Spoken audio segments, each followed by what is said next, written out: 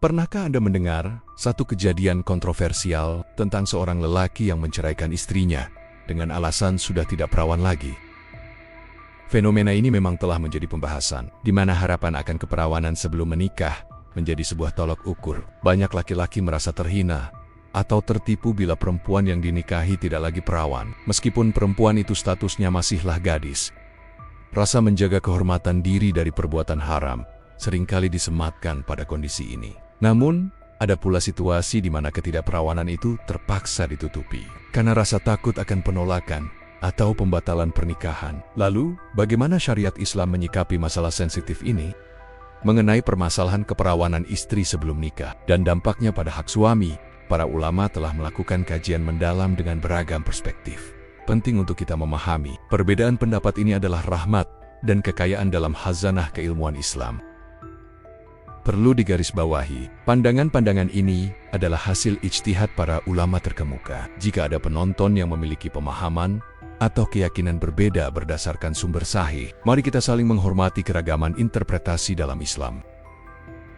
Pertama, Imam Ibnu Taimiyah berpendapat tegas, jika seorang pria sebelum menikah sudah mensyaratkan bahwa istrinya harus perawan, dan ternyata setelah akad syarat itu tidak terpenuhi, maka suami punya hak untuk membatalkan pernikahan itu, disebut fasakh.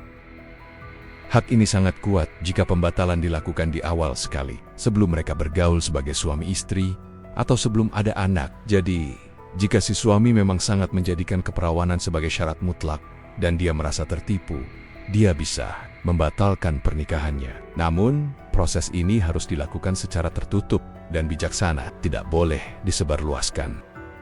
Namun, sebagian besar atau jumhur ulama klasik memiliki pandangan yang berbeda. Mereka cenderung melihat bahwa hak membatalkan nikah atau fasakh hanya berlaku jika ada cacat fisik yang sangat serius yang menghalangi tujuan dasar pernikahan.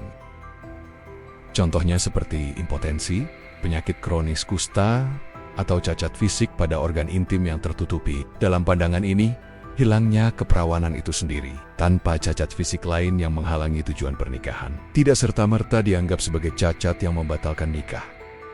Mereka fokus pada kemampuan pernikahan itu terlaksana secara fisik dan tujuan utama lainnya. Kemudian, Imam Syafi'i memberikan pandangan yang sangat relevan. Beliau mengatakan bahwa ketidakperawanan seorang perempuan bukanlah cacat yang secara otomatis membatalkan pernikahan atau membuat suami berhak menarik kembali mahar. Artinya, pernikahan itu tetap sah secara hukum, akan tetapi beliau memberikan hak pilih khiyar kepada suami.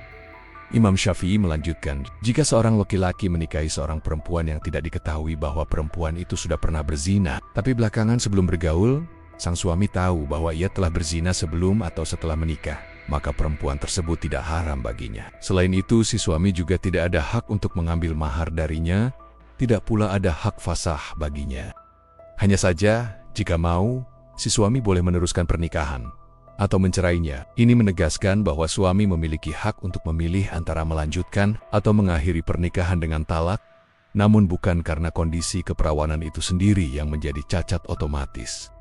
Di sisi lain, Imam Ibnu Syala, seorang ulama Syafi'iyah lainnya, dan juga Imam Ahmad bin Hambal, salah satu pendiri mazhab, memiliki pandangan yang lebih ketat. Mereka mengungkapkan bahwa hilangnya keperawanan sebelum akad dapat dianggap sebagai cacat.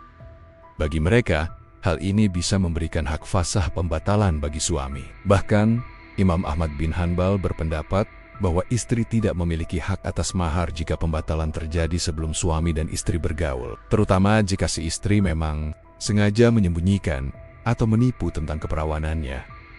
Ini menunjukkan perspektif yang lebih ketat dalam memandang hilangnya keperawanan sebagai cacat yang memengaruhi hak finansial dan kelanjutan nikah. Dari beragam pandangan ini, satu hal yang mendasar adalah pentingnya kejujuran dan keterbukaan sebelum pernikahan. Bagi perempuan, jika ada kondisi yang perlu disampaikan terkait masa lalu, sebaiknya dibicarakan secara jujur dan transparan kepada calon suami sebelum akad nikah. Rasa takut ditolak memang manusiawi, namun kebohongan, sekecil apapun, dapat menjadi benih keraguan yang merusak keberkahan pernikahan dari awal. Bagi laki-laki, refleksi juga sangat diperlukan. Pertanyakan pada diri sendiri apa yang menjadi prioritas utama dalam sebuah pernikahan. Apakah keperawanan adalah syarat mutlak yang tidak bisa ditawar sama sekali?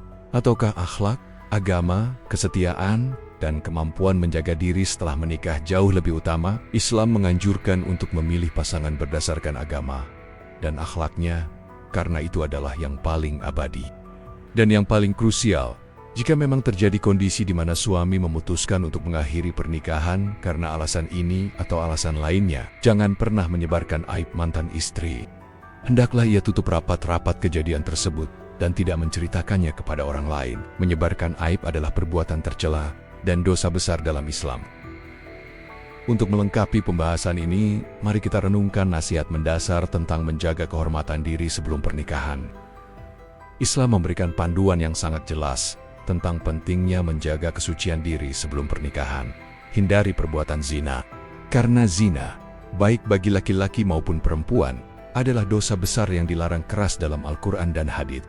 Menjaga diri dari perbuatan dosa tidak hanya menjaga martabat diri dan keluarga, tetapi juga membawa ketenangan batin dan menghadirkan keberkahan. Pernikahan yang kokoh dan penuh berkah sejatinya dibangun di atas pondasi ketaatan kepada Allah, kejujuran, dan kemurnian yang terjaga. Pernikahan adalah ikatan yang mulia di mata Allah Subhanahu wa Ta'ala, dan bahkan ketika berakhir, kemuliaannya harus tetap dijaga dengan menutupi aib, bukan mengumbarnya. Pernikahan adalah sebuah perjalanan agung yang menuntut kesiapan mental, kejujuran, komunikasi, dan kesediaan untuk menerima satu sama lain dengan segala kelebihan dan kekurangannya.